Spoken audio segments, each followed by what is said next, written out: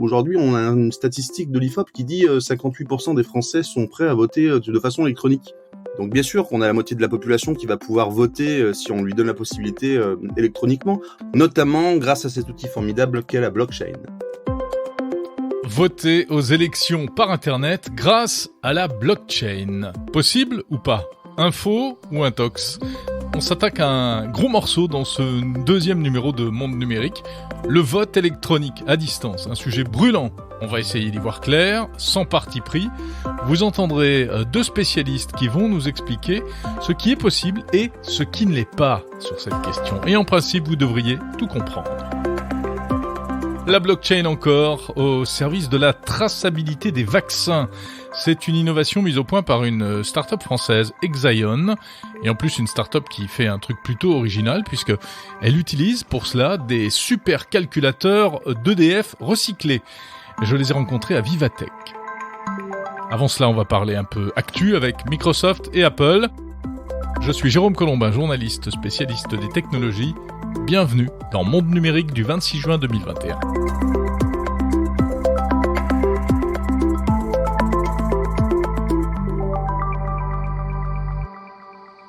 Et avant toute chose, je voudrais vous remercier. Merci d'avoir aussi bien accueilli le premier épisode de Monde Numérique la semaine dernière. C'était un démarrage assez incroyable pour un podcast. Plusieurs milliers d'écoutes sur la semaine, pas mal de messages aussi bien sur les plateformes de diffusion, Apple Podcast, Spotify, Deezer, et puis aussi sur les réseaux sociaux bien sûr. À noter que ce podcast est disponible depuis quelques jours sur Amazon Music également, qui commence à essayer de s'imposer dans le créneau des podcasts, et puis bien sûr sur toutes les plateformes ou les applis un peu moins connues mais que vous utilisez peut-être, notamment dans le monde Android. Disponible également sur l'assistant vocal Alexa. Vous pouvez demander à Alexa, mets le podcast Monde Numérique. Alors voilà, c'est parti. On commence par quelques actus tout d'abord.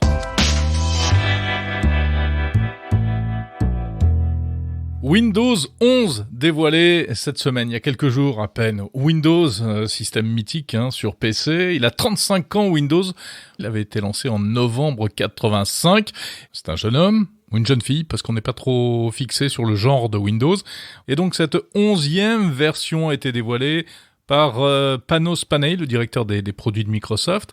Alors, qu'est-ce qu'il a de neuf, ce nouveau Windows ? En apparence, c'est surtout esthétique, cosmétique, avec un nouveau design plus aérien, simplifié, des couleurs un peu pastel, c'est joli. Ça fait penser, il faut bien le dire, un petit peu... Ça ferait penser un peu à Apple, ou plutôt à Android, au nouvel Android de Google. Les fameuses tuiles pour lancer les applications qui étaient apparues en 2012 avec Windows 8 disparaissent. Le célébrissime bouton démarrer de Windows que vous trouvez si vous êtes sur PC à gauche tout en bas de votre écran, eh bien, révolution, il va passer au centre de l'écran, au milieu d'une barre de tâches avec tous les raccourcis personnalisables. Finalement, on rentre dans une espèce de standardisation puisque ça ressemble là encore à ce qu'on trouve sur macOS d'Apple. Et puis des tas de fonctions. Alors la possibilité de diviser son écran d'ordinateur pour organiser plus facilement les fenêtres avec des tas de configurations, des raccourcis pour les retrouver. Ça s'appelle Snap Layout et Snap Group. Microsoft Teams, vous savez, l'application de visioconférence se retrouve désormais intégré à Windows 11 et on pourra activer Teams simplement en cliquant sur un bouton dans cette fameuse barre des tâches. À noter aussi des widgets, des petites fenêtres avec des contenus d'information, la météo, des contenus personnalisables de news, etc. Ça, c'était pour l'aspect cosmétique, mais il y a des choses en réalité presque beaucoup plus importantes, notamment du côté du Microsoft Store. C'est le magasin d'applications de Microsoft. Petite révolution, on va pouvoir télécharger des applications Android, donc des applications de l'univers mobile qui pourront, en principe, on ne sait pas trop encore à quoi ça va ressembler, mais fonctionner sur un PC sous Windows. Et puis deuxième petite révolution liée au Microsoft Store, eh bien elle est économique en réalité, c'est-à-dire que les développeurs d'applications pourront activer une option qui leur permettra de récupérer 100% du prix de vente de leurs applications sans que Microsoft ne prélève aucune commission. Et ça, on voit bien à quoi ça correspond. C'est exactement l'inverse de ce qui se passe chez Apple, où vous le savez, les développeurs doivent payer 15 à 30% de commission à Apple. Et il y a un gros dossier par rapport à ça, on va en parler dans un instant.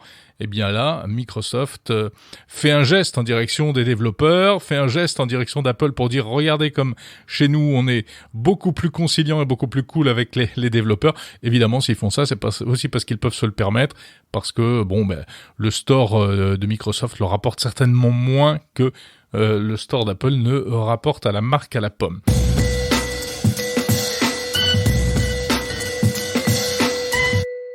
Alors du côté d'Apple, c'est amusant parce qu'on a l'impression d'être revenu dans les années 80. On parle de Microsoft, on parle d'Apple. Du côté d'Apple, donc, l'actu de la semaine est un peu moins joyeuse pour la marque à la pomme, parce que c'est une actu notamment judiciaire, voire politique, avec de nouvelles poursuites contre Apple qui émanent en France de la Direction générale de la concurrence, de la consommation et de la répression des fraudes, la DGCCRF, et de l'association France Digital. Ils s'en prennent à Apple pour défendre les développeurs d'applications. La marque à la pomme est accusée de pratiques commerciales abusives. Le problème, qui dure d'ailleurs depuis 3 ans d'enquête en fait, c'est les rapports commerciaux, contractuels entre Apple d'une part et ses développeurs d'applications, et puis en toile de fond, la fameuse commission dont on parlait à l'instant, qui peut aller jusqu'à 30%. Qu'Apple impose. Donc l'étau se resserre sur les GAFAM, on le voit, notamment en Europe. Et en Europe, il y a ce fameux texte qui se prépare, le DMA, Digital Market Act, qui va être véritablement les règles que l'Europe a décidé d'imposer aux géants du numérique. Parmi toutes les dispositions qui vont être détaillées au cours des prochains mois, il y en a une qui fait vraiment grincer des dents la marque à la pomme. Ce serait une disposition qui obligerait Apple à intégrer dans son écosystème hyper fermé iOS sur iPhone un App Store, un magasin d'applications concurrent de son propre magasin d'applications. Et cela au nom du respect de la concurrence. C'est ce qu'on appelle le side loading. Et alors, ça ne fait pas du tout rigoler Apple. Tim Cook l'a dit et en avait parlé dès son intervention à Vivatech la semaine dernière. Une petite phrase au détour de l'interview qu'il a donnée. Le langage DMA, par exemple, qui est en train d'être discuté, contraindrait le side-loading sur les iPhones. Et donc, ce serait une autre manière de télécharger des applications sur l'iPhone. Et je pense que cela détruirait la sécurité offerte par l'iPhone. Voilà, Tim Cook interrogé à Vivatech par Brut. Tim Cook qui va donc certainement suivre cette affaire DMA de très près dans les prochains mois. On aura l'occasion d'en reparler.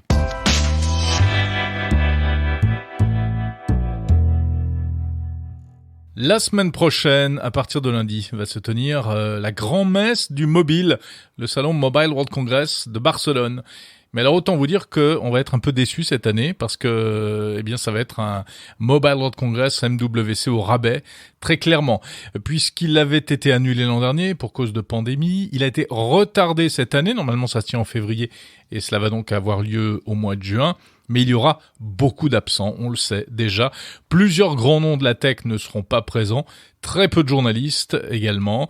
Ça va être un salon hybride en fait, comme Vivatech, donc moitié sur place. Les organisateurs attendent quand même plusieurs milliers de visiteurs et moitié en digital, comme on dit, c'est-à-dire en visio sur Internet. Alors ça n'a pas du tout la même saveur. Il va se passer des choses malgré tout. Samsung prévoit pour lundi soir une keynote, une annonce, mais où on n'attend pas grand-chose. Samsung annonce qu'il va exposer sa vision des montres connectées. Bon, on verra bien. Des petits gadgets. Le site Futuratech tient à repérer un truc assez sympa. Ce sont des lunettes connectées de marque TCL qui permettent d'afficher l'écran de son smartphone dans ses lunettes. C'est-à-dire que vous le branchez à votre smartphone et cela déporte devant vos yeux un écran très immersif, grand format, 140 pouces, et qui permet de travailler, de regarder un film, de jouer à un jeu vidéo. C'est assez séduisant. Les lunettes ne sont pas très grosses. C'est l'un des produits peut-être un peu waouh de ce Mobile World Congress 2021.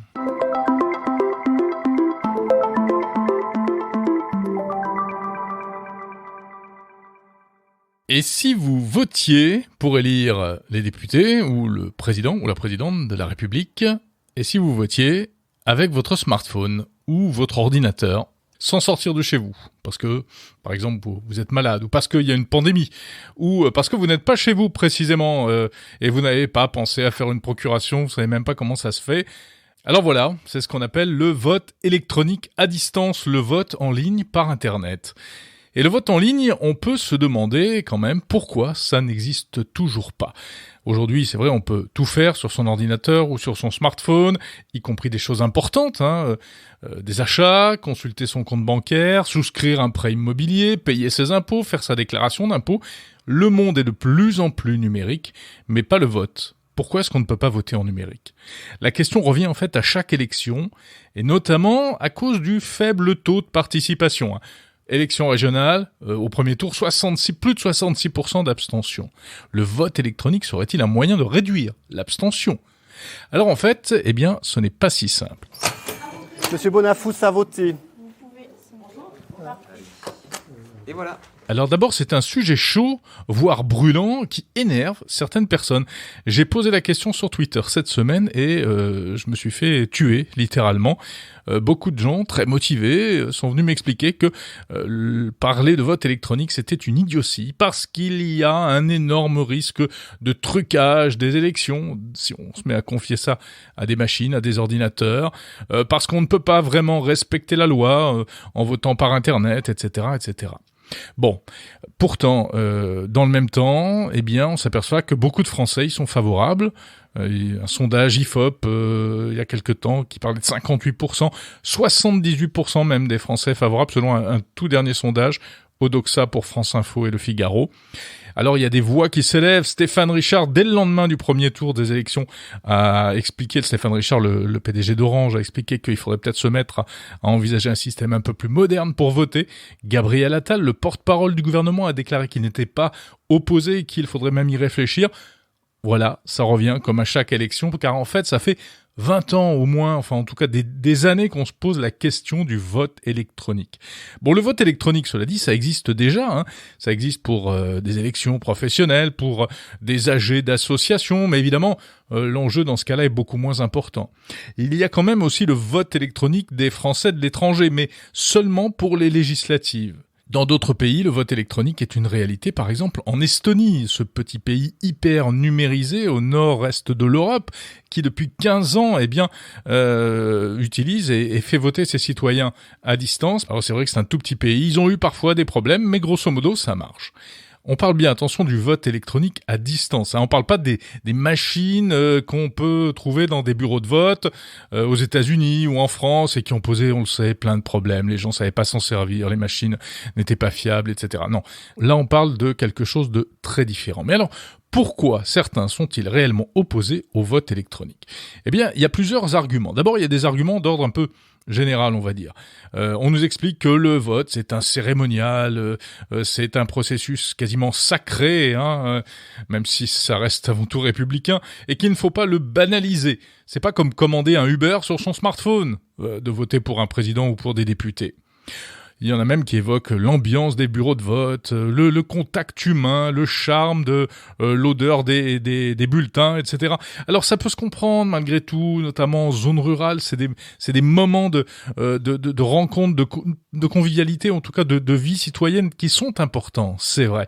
Et certains ont peut-être la crainte que tout cela soit remis en question, puisqu'aujourd'hui tout devient numérique et certaines personnes ne vivent pas très bien, on le sait, les personnes âgées par exemple, l'obligation de faire sa déclaration d'impôt sur Internet, etc., etc.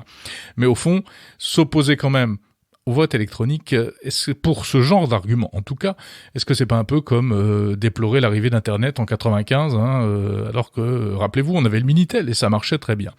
En revanche, au-delà de ça, il y a de réels problèmes techniques qui se posent. Bien sûr, la peur du piratage, la peur d'un trucage des élections, d'une manipulation à grande échelle. On a vu ce qui se passe sur les réseaux sociaux, on a vu les velléités, on voit les cyberattaques de plus en plus nombreuses contre les entreprises. On sait que des puissances étrangères avec des entre guillemets, sont très actives dans ce domaine. Et c'est peut-être prêter le flanc à ce genre d'attaque de vouloir dématérialiser le vote. C'est une réalité. Il y a aussi une question fondamentale qui est celle du secret du vote et notamment de la confidentialité du vote par rapport à l'authentification du votant. C'est-à-dire qu'aujourd'hui, il est très difficile en réalité, et il serait même impossible mathématiquement de faire en sorte que l'on identifie de manière forte un votant, qu'on soit sûr que c'est lui, que c'est bien lui, et en même temps de garantir le secret de son vote. Soit. Enfin, il y a des problèmes juridiques, même politiques, on est habitué à de la transparence, une urne transparente notamment, la possibilité pour chacun d'assister au dépouillement, etc. Et c'est même inscrit dans la loi, on ne peut pas balayer tout cela d'un revers de manche. Il y a aussi un autre problème, vous voyez que la liste des problèmes est interminable. Il y a un autre problème, c'est ce qu'on appelle la coercition, c'est-à-dire le fait que des gens sous influence, une femme dominée par son mari, eh bien, soient obligés de voter de telle ou telle manière, sous la contrainte, sans que personne ne puisse empêcher cela, puisqu'il n'y aurait pas d'isoloir. Enfin, il y a même la question de l'accès aux technologies. Tout le monde n'a pas accès. Il y a 13% ou 17% des Français qui sont vraiment en problème face aux technologies et face à Internet. Quid de ces gens-là? Bon, alors en réalité, la réponse c'est que le vote électronique ne concernerait pas tout le monde et il n'est pas question de faire basculer tout le monde dans ce nouvel univers, évidemment.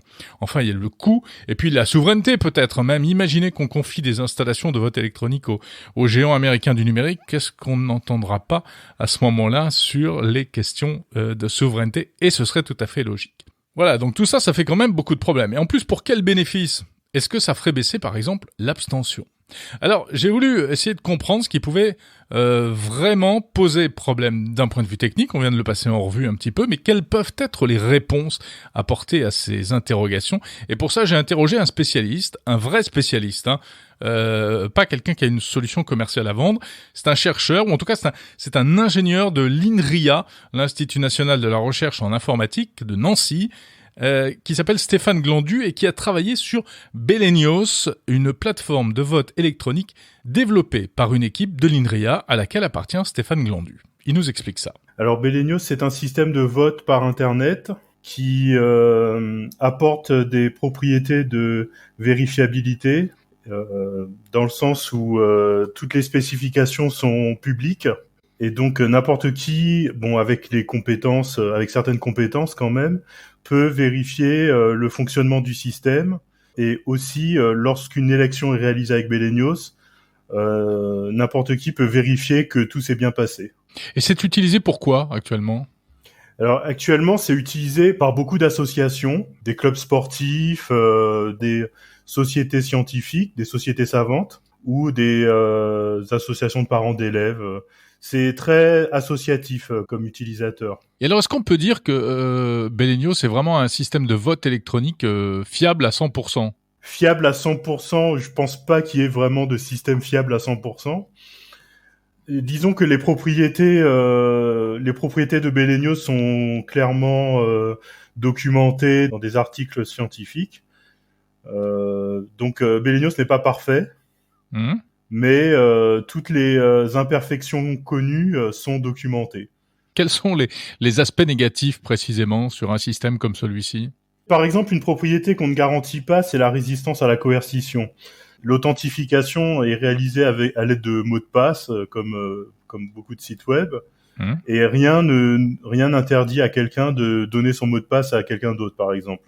Je sais qu'il y a des chercheurs un peu partout dans le monde qui réfléchissent au problème, donc ça pourrait exister dans le futur. De quelle manière ? L'idée, en fait, c'est de fournir à chaque électeur son matériel de vote, donc une sorte de code qui lui permette de voter, mais aussi de lui fournir la possibilité de créer des faux codes pour son coerceur.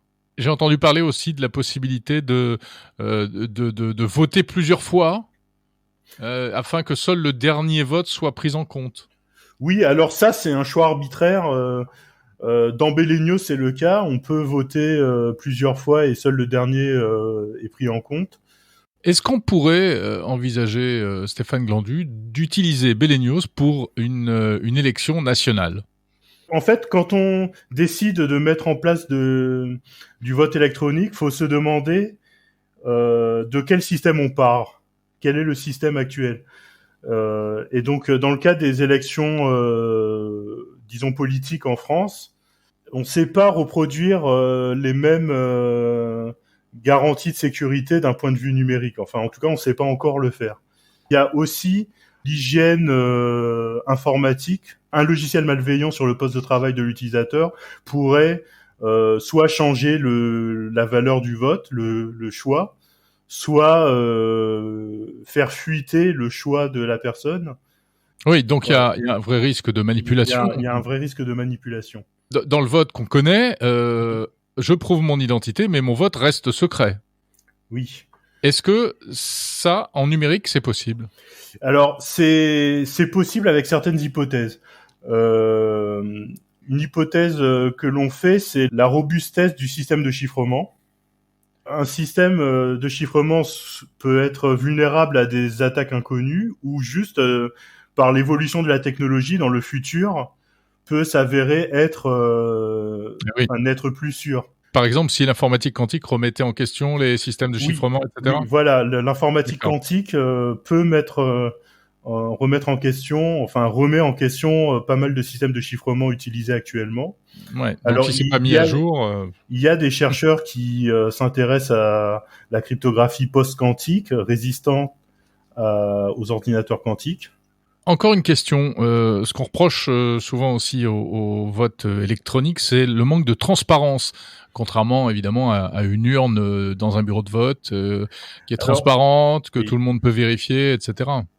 Alors, moi, je suis pas totalement d'accord avec les reproches contre la transparence. Dans le cas de Belenios, par exemple, le fonctionnement est entièrement ouvert et il y a des logiciels de vérification, des programmes de vérification, de telle sorte que à la fin d'une élection sont publiées des données qui permettent de vérifier que tout s'est bien passé en quelque sorte, comme un certificat. Et n'importe qui peut vérifier ce certificat. Encore une question, parce que je crois que vous avez travaillé sur beaucoup d'aspects pour la mise au point de Belenios. Est-ce qu'on sait si le vote électronique à distance peut permettre de faire baisser l'abstention ? Alors, la réponse est non, ça n'a pas de... Enfin, en tout cas, toutes les études dont j'ai connaissance ne montrent pas une diminution de l'abstention grâce au vote électronique.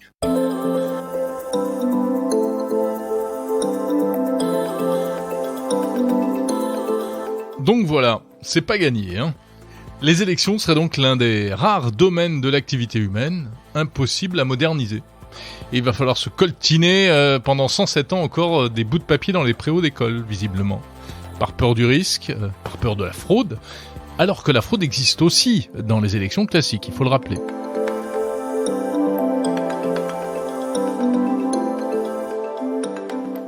Alors pourtant, certains y croient. Certains pensent que, grâce à l'informatique, on pourra un jour voter en toute sécurité par Internet. Notamment grâce à une technologie qui s'appelle la blockchain. La fameuse blockchain. Bon, on va pas expliquer ici en détail de quoi il s'agit, hein. C'est la chaîne de blocs en français, ce procédé d'authentification réputé extrêmement sûr qui est la base des crypto-monnaies, qui a été inventé pour le Bitcoin. La blockchain qui est aussi, il faut bien l'avouer, un buzzword, hein. Un mot un peu marketing, on en met partout de la blockchain pour faire bien, donc il n'est pas toujours facile de faire la part des choses entre la vraie blockchain sérieuse, on va dire, et puis la blockchain un peu publicitaire. En tout cas, il y a une organisation française qui travaille sur cette blockchain. C'est Civic Power. Civic Power, qui est une fondation qui vise à promouvoir le vote électronique. Et elle vient de lever, cette fondation, 3 millions d'euros auprès d'investisseurs privés à travers ce qu'on appelle une ICO, donc une levée de fonds via des crypto-monnaies. Et son cofondateur, Nicolas Bray, lui, il dit qu'avec la blockchain, on peut sécuriser le vote électronique. Alors je dis qu'on peut répondre à quasiment tous les problèmes actuels du vote. Quasiment. Tout n'est pas résolu, mais on travaille sur ce qui ne l'est pas encore. Notamment grâce à cet outil formidable qu'est la blockchain. En premier lieu, la transparence du vote. Aujourd'hui, dans le mode traditionnel, on a des bureaux de vote, des urnes transparentes, des assesseurs, des scrutateurs, des gens qui dépouillent, des gens qui comptent, des gens qui recomptent. Effectivement, mentalement, c'est dur de reconstituer ça de manière technologique pour quelqu'un qui ne connaît pas ces sujets-là. Sauf que pour le coup, la blockchain permet cela. La blockchain, c'est quelque chose qui est public. Chacun, j'ai envie de dire, peut scruter, être assesseur d'un vote. Chacun peut voir ce qui entre dans l'urne, ce qui en sort, si jamais il en sortait. Normalement, c'est pas possible. Chacun peut compter et recompter les bulletins.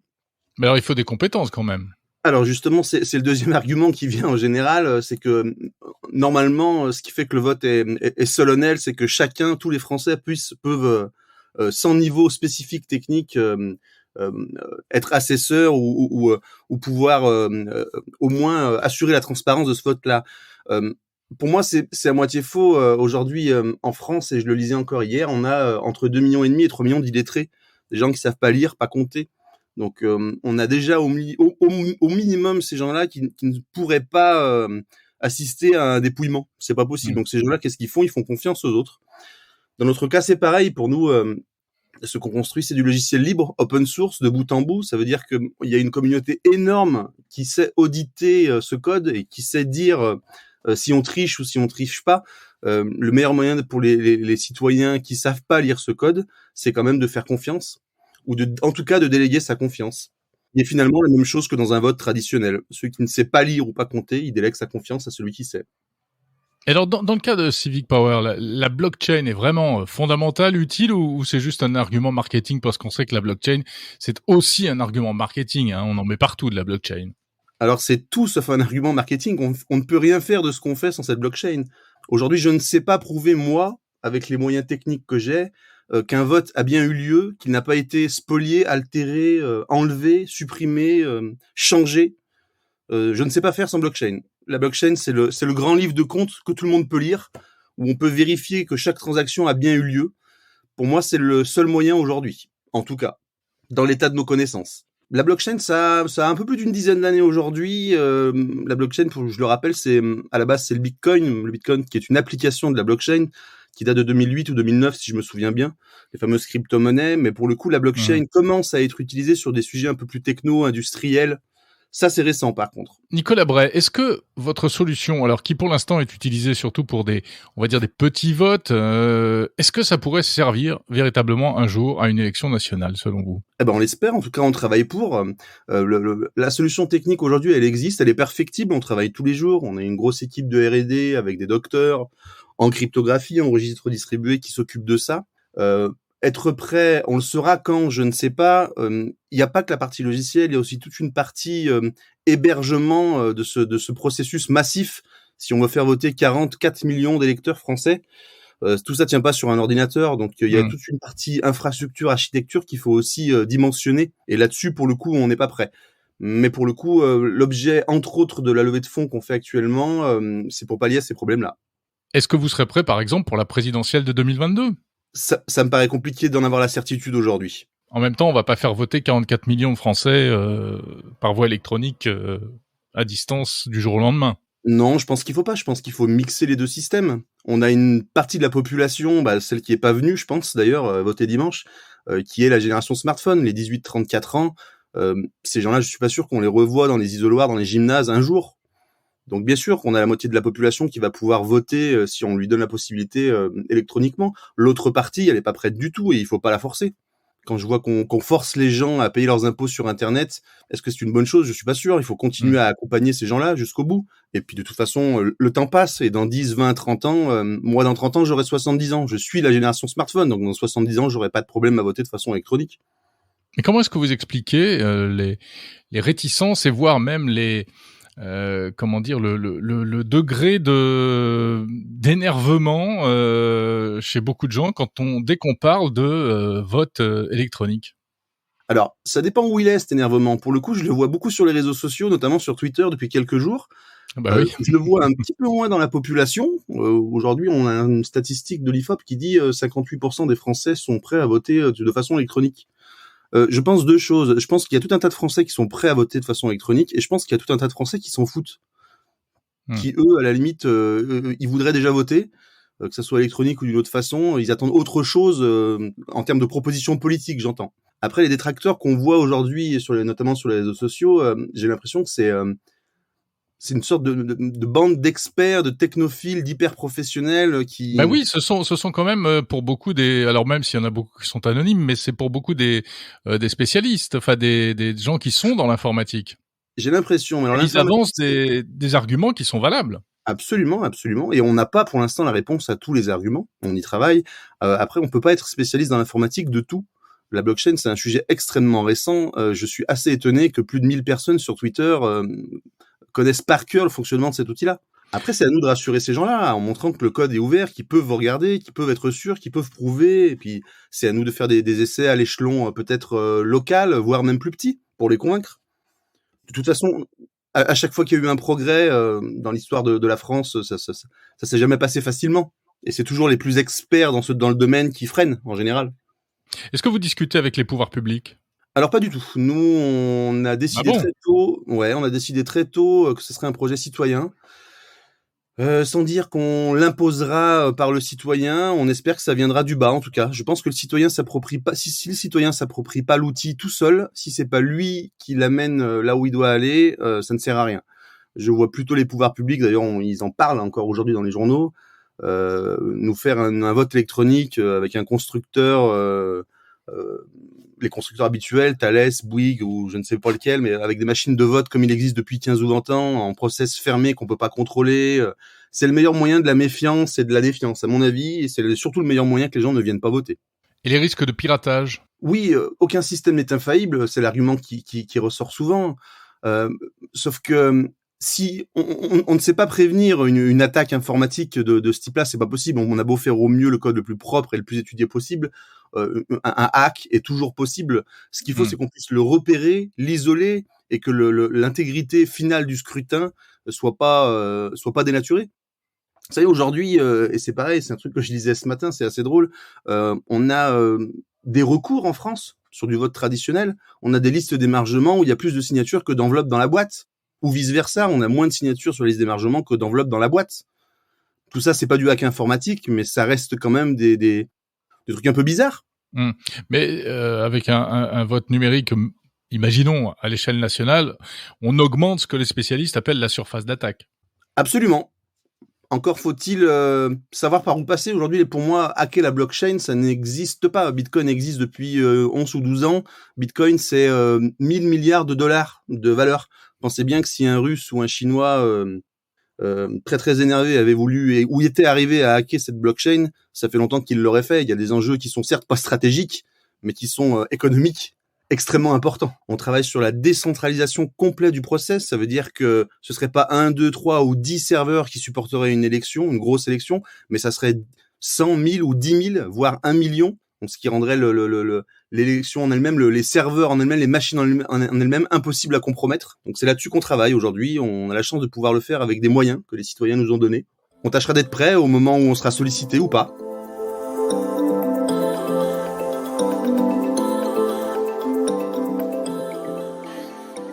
Voilà les explications de Nicolas Bray, cofondateur de Civic Power. Donc le problème, on l'a compris, c'est qu'on envisage un copier-coller du système actuel. Peut-être qu'il faudrait finalement envisager de changer certaines choses dans les procédures de vote pour permettre l'avènement du vote électronique. Mais ça, c'est un petit peu la question sacrilège. On en est encore très loin. Peut-être aussi que ça passe par l'identité numérique, la fameuse identité numérique sécurisée. La France est en retard dans ce domaine. Ça bouge en Europe, mais en France, il se passe pas grand-chose, il faut bien avouer. Donc tout cela est très compliqué, c'est vrai. Mais est-ce que c'est une raison pour ne rien faire ? Pour se dire que l'affaire est pliée et pour ne pas essayer de se projeter vers l'avenir et essayer de passer au vote numérique, même si ça risque de prendre de très longues années.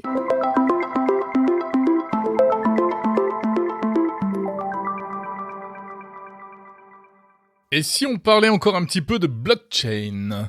Et oui, la blockchain est décidément partout. Alors pour cela, on va retourner à Vivatech, le salon Viva Technologies qui se tenait à Paris la semaine dernière, pour parler de blockchain au service de la traçabilité des vaccins. C'est une innovation qui était présentée sur le stand d'EDF, mais par une start-up qui est hébergée par EDF, qui s'appelle Exaion. De quoi s'agit-il ? Eh bien, en fait, Exaion a mis au point une technologie qui permet de suivre les vaccins. Vous savez que les vaccins, notamment à ARN messager, doivent être stockés à une température très basse et il ne faut jamais rompre cette chaîne du froid. Donc, il est très important de pouvoir les suivre. Et Exaion a mis au point un système basé sur la blockchain qui permet, en théorie, d'apporter toutes les sécurités nécessaires. C'est ce que nous explique Fatih Balieli.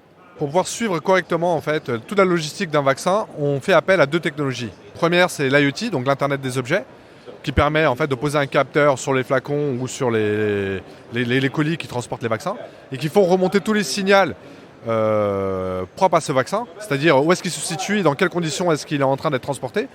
Et tous les messages qui remontent en fait de ces capteurs-là sont encryptés dans une blockchain sur lequel en fait ni le transporteur, ni l'hôpital, ni le fabricant ne peuvent intervenir. Donc il y a une transparence totale, il y a une décentralisation totale, et il y a une sécurisation totale de cette autoroute de l'information. Et si jamais le vaccin n'est pas transporté dans les bonnes conditions, il y a une alerte qui remonte dans la blockchain. Et une fois qu'elle est dans la blockchain, plus personne ne peut l'effacer ou jouer sur cette information-là. Donc, public. Donc par exemple, si le vaccin, tout d'un coup, s'il y a une rupture dans la chaîne du froid, je vais être averti. Voilà, vous êtes averti, l'hôpital va être averti, le fabricant va être averti. Normalement, ce lot doit être sorti du lot parce qu'il n'est plus propre à la consommation ou en tout cas à l'injection. Est-ce que c'est réellement infalsifiable ? Est-ce qu'on ne peut pas aller changer, je ne sais pas, un QR code sur un flacon de vaccin ou quelque chose comme ça ? Si vous le faites, il y a une alerte qui remonte dans la blockchain disant que quelqu'un est intervenu sur le flacon pour essayer de changer un QR code. Alors en fait, Exaion propose ce système de traçabilité avec la blockchain à toutes sortes d'industries, dans des tas de secteurs. Et ce qui est étonnant et intéressant, c'est un autre aspect de l'activité d'Exaion, un aspect environnemental, on va dire. C'est-à-dire que pour faire tourner la blockchain, il faut des gros systèmes informatiques. Et alors, ils ont eu l'idée de s'équiper de gros calculateurs, vous savez, mais des très grosses machines, mais pas des machines dernier cri. En réalité, ils récupèrent des vieux calculateurs d'EDF. Alors, on récupère des supercalculateurs qui sortent du parc EDF, donc qui ont été amortis et qui ont servi au groupe EDF à faire tourner des modèles autour du nucléaire et de l'hydraulique. EDF ayant des exigences très élevées, tous les 3 ans, elle renouvelle son matériel et son parc informatique, notamment les supercalculateurs. Donc nous, on récupère ce matériel-là, on lui donne une seconde vie, ce qui nous évite à peu près 30% de l'empreinte carbone qui est liée à l'achat de matériel neuf. Ce matériel-là, moi j'aime bien dire que c'est des Ferrari qui ont été mis en circulation en janvier 2018, auxquels on fait un contrôle technique, on change les plaquettes de frein et on les remet en circulation et c'est des machines qui sont très puissantes. C'est quoi les plaquettes de frein que vous changez ? Alors nous, c'est les cartes graphiques qu'on change, parce que les cartes graphiques, notamment dans le monde de la blockchain, on a toujours besoin d'avoir les dernières versions et les plus puissantes. Donc ce qu'on fait, c'est qu'on récupère, on enlève les cartes graphiques historiques de ces supercalculateurs, on les remplace par des cartes graphiques nouvelle génération, très souvent du Nvidia, et du coup on devient hyper puissant dans le domaine de la blockchain. Non seulement c'est propre, enfin en tout cas c'est pas trop sale on va dire, et en plus c'est souverain, c'est-à-dire que c'est localisé en France. C'est les data centers du groupe EDF, groupe étatique, et en plus il se trouve en Normandie, donc on a 2 data centers redondés entre elles par fibre noire. Donc effectivement, c'est souverain et c'est décarboné. Donc on est aussi très actif sur la couche protocolaire, et infrastructurelle, et sur une quinzaine de protocoles. On est agnostique. Nous, on n'est pas des lobbyistes ni de l'Ethereum ni de quelques protocoles que ce soit.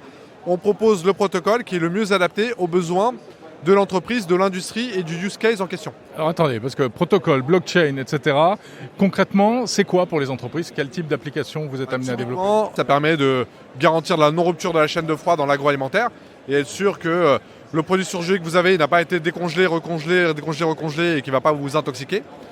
Dans l'industrie du luxe, pour garantir que le produit que vous avez acheté est bien original, authentique, qu'il n'a pas été contrefait. Dans l'énergie, pour garantir le mix énergétique du service que vous achetez. Et dans les services financiers, pour tracer les transactions financières, les automatiser, les rendre moins chères et plus rapides. Donc, il y a des use cases infinis autour de la blockchain, c'est juste le début, on commence tout juste. Et tout ça avec des très grosses machines, c'est des monstres, c'est pas des choses qu'on installe sur son bureau. Non, c'est le top 500, ça fait partie des 500 machines les plus puissantes au monde. Donc oui, effectivement, c'est pas donné à tout le monde et on a la chance, nous, de pouvoir les racheter au groupe EDF quand ils sortent du parc.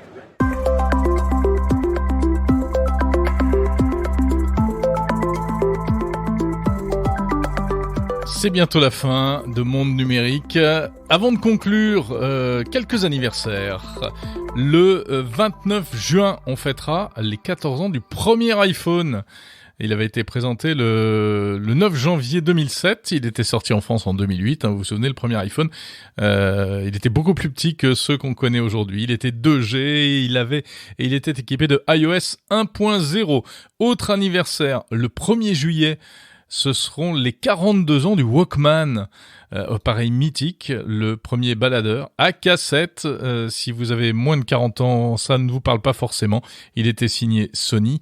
Le Walkman, un concept inventé en fait par un Allemand en 1972. Il avait breveté l'idée et Sony, visiblement, avait plus ou moins piqué. Il y avait eu ensuite un arrangement à l'amiable. Voilà, si vous voulez en savoir plus sur ces anniversaires et sur bien d'autres, rendez-vous sur le site TechTime, tech-time.fr. Cette fois, c'est la fin de ce podcast. Merci de l'avoir écouté jusqu'au bout. Donc, je vous rappelle que Monde Numérique est disponible sur toutes les plateformes, y compris sur les assistants vocaux, en tout cas Alexa, et puis sur YouTube également, chaîne podcast Monde Numérique. Je ne peux que vous recommander de vous abonner si ce n'est pas fait, de liker le podcast, de mettre 5 étoiles et puis de dire en commentaire ce que vous pensez. Ça aide les autres utilisateurs qui passent par là. Voilà, on se retrouve la semaine prochaine. On parlera intégrité numérique, encore un sujet complexe. Et puis on parlera robots. Et puis on peut aussi se retrouver dès demain, dimanche 27 juin, dans un autre podcast, c'est chez Jérôme et François, notre traditionnel rendez-vous mensuel avec François Sorel. On débriefera toute l'actu high-tech du mois et on vous racontera quelques anecdotes. D'ici là, portez-vous bien, salut à tous, à samedi prochain.